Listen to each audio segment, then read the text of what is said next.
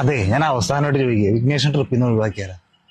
അവൻ വന്നു കഴിഞ്ഞുണ്ടല്ലോ, അവന്റെ കള്ളുകൂടി മാത്രമേ നടക്കുള്ളൂ. പിന്നെ അവന്റെ അഴിഞ്ഞാട്ടമായിരിക്കും. പക്ഷെ എടാ ശരിയാ, സെബാൻ അടങ്കോലല്ലേ, അതല്ലേ പ്രശ്നം.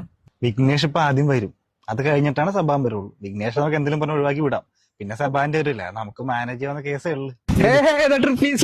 നമുക്ക് ഇൻട്രോ കൊടുത്താലേ? നീ ട്രിപ്പ് വരണ്ട. നീ വന്നു കഴിഞ്ഞാൽ കള്ളോടും ബഹളമായിരിക്കും. ഇനി ഞങ്ങളെ കൊണ്ട് സഹിക്കാൻ പറ്റൂല.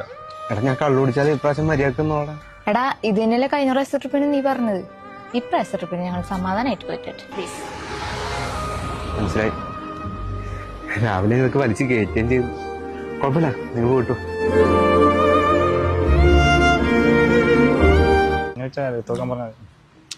ഇത് സെബാൻ തന്നെ. അവനെ നമ്മൾ ഇത്തവണ കൊണ്ടുപോകണല്ലോ. നീ വണ്ടി കയറി. എടാ കഴിഞ്ഞ 2 ട്രിപ്പ് വാങ്ങാൻ കാരണം കൊള്ളായി. നീ അതൊക്കെ മറന്നോ? ഇനി ഞാൻ മറന്നിട്ടല്ല, പക്ഷെ ഇനി നിങ്ങൾ എത്രയും പെട്ടെന്ന് അവനെ വിളിക്ക്. അവനില്ലാതെ ട്രിപ്പ് നടക്കൂല. ഇനി അവൻ നമ്മളൊന്നും വിടില്ല. നിങ്ങൾക്ക് 2 പേർക്കും അറിയാത്തൊരു മുഖം അവനുണ്ട്.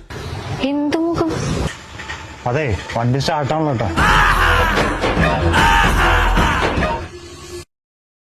ചാത്തൻ